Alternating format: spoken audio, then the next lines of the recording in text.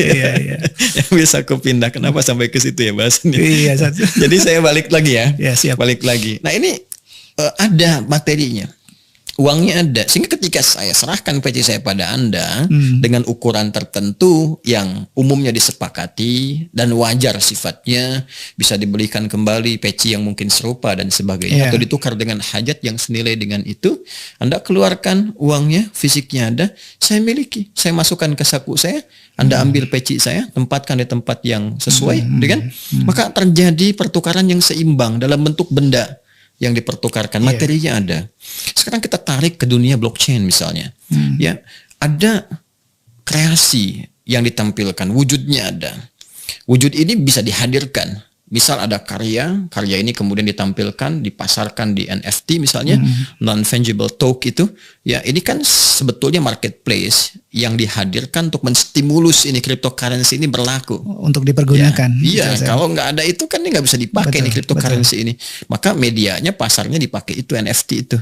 Maka dibentuk galeri, dinilai dengan nilai tertentu, tersimpan di blockchain semuanya ini, kan tercatat, nggak mungkin bisa dimanipulasi catatan ini. Ya, catatannya. Dan penting juga dicatat selain itu bahwa bendanya ada, wujudnya ada yang disimpan di galeri ini. Kalau dikeluarkan pun, di print, dicetak, wujud dia ada, terlihat, nampak, bisa dihadirkan. Namun dia harus dinilai, ditukarkan dengan satu mata uang yang ditransaksikan yang wujudnya nggak ada. Iya. Ya. Seperti OpenSea dia pakai Ethereum. Iya, Ethereum ada, cuman kan dia nilai-nilai digital aja dituliskan 0, sekian atau 1 Ethereum dan seterusnya, ya kan? Nah, tapi ketika dimunculkan, dihadirkan, dia nggak punya wujud fisik. Jadi bagaimana menukarkan sesuatu yang ada dengan yang tidak ada? Ya, jadi sifatnya hanya semacam orang kontrol aja, ada angka-angka, tapi wujudnya nggak ada gitu. Ya, Anda kan nggak mungkin menukarkan misalnya sesuatu yang wujudnya fisikal ada dengan sesuatu yang nggak nampak gitu. Ya, kan nggak sama. La yastawil bainal insani wa kuntilanak gitu.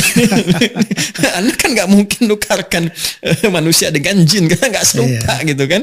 Jin kan nggak tampak, manusia ada. Ini ilustrasi gitu kan. Ya, jadi sesuatu ini persoalan. Kalau ini soal bisa selesai, maka aman. Cryptocurrency nggak ada masalah dalam timbangan syariat. Tapi kenapa ulama ini memberikan satu keadaan hukum yang ketat di bidang ini untuk memberikan kepastian yang menjamin kemaslahatan bagi semua pihak.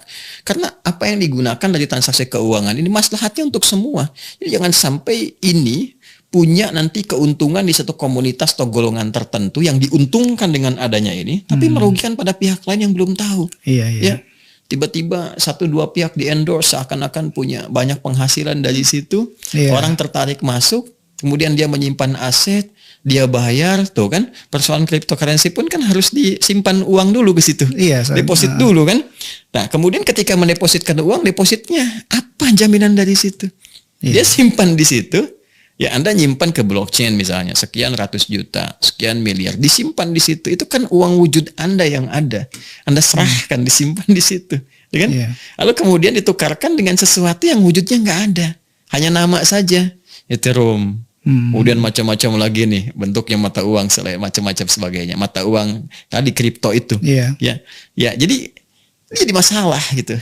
Ya, ketika diwujudkan, dia tidak punya muncul wujud, dan persoalannya ketika mau dicetak pun dikembalikan ke mata uang yang ada sekarang. Lalu kenapa tidak menggunakan mata uang yang ada saja? Kan?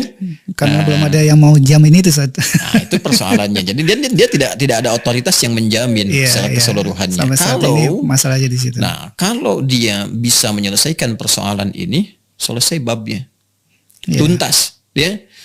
Misal dia munculkan ini wujudnya seperti ini. Mata uang cryptocurrency kan macam-macam tuh ya. Yang satu wujudnya begini misalnya, ini wujudnya begini. Lalu punya nilainya sekian.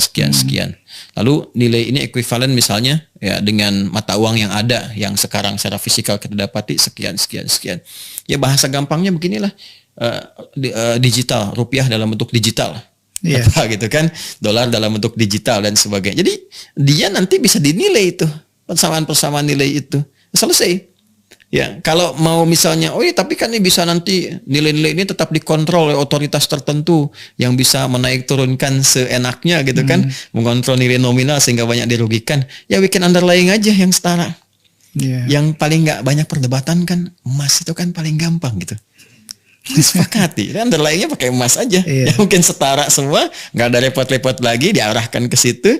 Jadi rupiah sekian, nilai ininya sekian, ini underlyingnya sekian. Nah, uang digital memfasilitasi itu. Kan itu selesai masalahnya.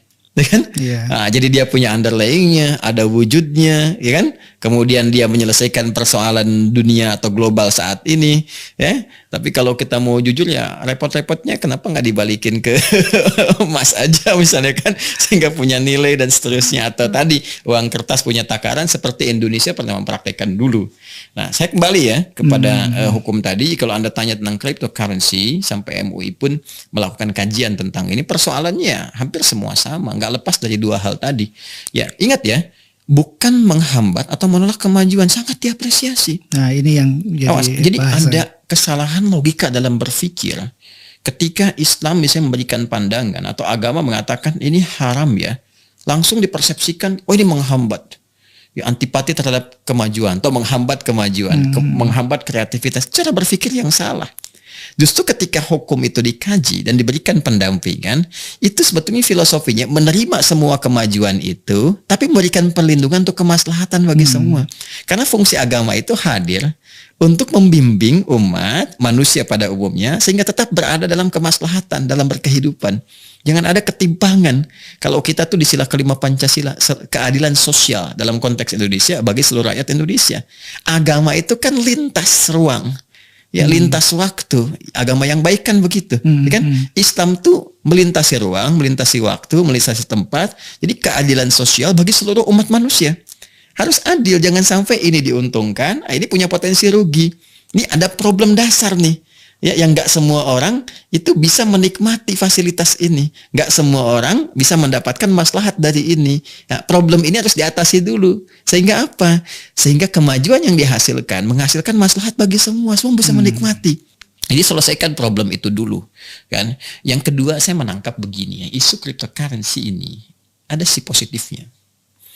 Positifnya adalah ada kegundahan terhadap sistem tata kelola ekonomi dunia. Betul, Zat. Ini yang memicunya. Ini yang memicunya. Pada akhirnya ini balik kepada apa yang diisyaratkan Nabi SAW. Nabi telah nubuatkan. Pada akhirnya semua akan kembali kepada tata kelola kehidupan yang stabil. Karena manusia mendambakan stabilitas. Dan di antara stabilitas itu hal-hal yang terkait dengan stabilitas ekonomi, keuangan. Sekarang orang sedang repot. Resesi di mana-mana. Inflasi macam-macam dan sebagainya. Akibat apa? Tadi kontrol terhadap satu mata uang yang terlalu dominan. Iya. Bayangkan satu bisa ditakar dengan kita keluarkan harus 14.000. Ada yang satu harus keluarkan 20.000. Ya sekian puluh ribu tuh. Dia hanya mengeluarkan satu saja. Iya, iya. Dan sama-sama kertas. Betul. Cuman beda di nilai yang dituliskan itu. Kan? Nah, ini kan pasti ada kegundahan. Ya, makanya ada orang yang mencoba menawarkan, ini loh yang nggak bisa diintervensi oleh siapapun. Muncul di blockchain yang dengan algoritma tertentu yang nggak bisa diubah, nggak bisa di ini, tapi tetap ada kelemahannya. Wujud fisiknya nggak ada, ya kan? Betul. Karena nggak ada yang otoritas yang kontrol itu, nggak ada yang bisa menyesuaikan dengan kemaslahatan kehidupan. Kan dunia terus bergerak. Dan seterusnya. Yang kontrol, masa kehidupan manusia dikerahkan kepada robot atau algoritma tertentu di komputer setelah dia hancur. Ya, kalau ini hancur nih, nggak ada jaminan dalam bentuk materi yang ada, telah terjadi satu peristiwa besar yang menghancurkan jaringan-jaringan internet dan sebagainya. Habis ini. Habis. Gimana kita bisa kemudian memberikan jaminan kepastian terhadap aset kita? Anda menyimpan miliaran misalnya, ya dalam bentuk cryptocurrency, digital aja, angka aja semua tuh. Ya, terus setelah itu terjadi peristiwa habis tuh. Habis semua. Ya, taruhlah sistem itu misalnya kena tuh. Kalau bank terbakar, ya uang bisa dicetak. Masih ada yang jamin. Bisa ada yang jamin. Gak ada jamin. Ini nggak ada yang jamin, nggak ada otoritas. Itu salah kan? Iya. Habis di semua. Betul. Gitu. Nah ini persoalannya, ini diselesaikan. Nah, cuma tadi saya kembali kepada nubuat bahwa semua merindukan stabilitas dan Nabi udah ngasih solusi emas. Al-Quran berapa kali menyinggung tentang emas? Ya zuyyina lin-nasi hubbus syahawati minan nisa'i wal banina. Ya, kemudian wal qanatiril muqantarati minadz-dzahab wal fiddah, emas, perak dan sebagainya. Jadi sebenarnya cryptocurrency sederhana. Iya. Kenapa MUI masih memfatwakan haram, ya kan? Itu kan ada 3 poinnya. Ya, persoalannya kan nggak lepas dari apa yang saya sampaikan tadi, karena belum ada kepastian. Bukan menghambat kemajuan. Kemajuan bagus, terima, hebat nih, bagus, kita terima nih. Tapi harus membawa maslahat. Jangan sampai nanti ada orang investasi di situ, tiba-tiba dia butuh nggak bisa dia tarik, gitu kan? Atau tiba-tiba ini nggak ada aset dia nggak kembali, kepemilikan nggak ada yang pasti. Ini udah dipastikan. Nah, jadi kalau ini bisa didapatkan solusinya, sila'ah bentuknya bisa wujudnya, bisa kemudian dikreasikan dari bentuk digital tadi, ada wujud materi yang bisa dipegang sebagai jaminan, ada otoritas penjaminnya, itu lebih memberikan kepastian sehingga investasi yang diberikan kepada tempat-tempat tadi, orang bisa pegang jaminannya apa.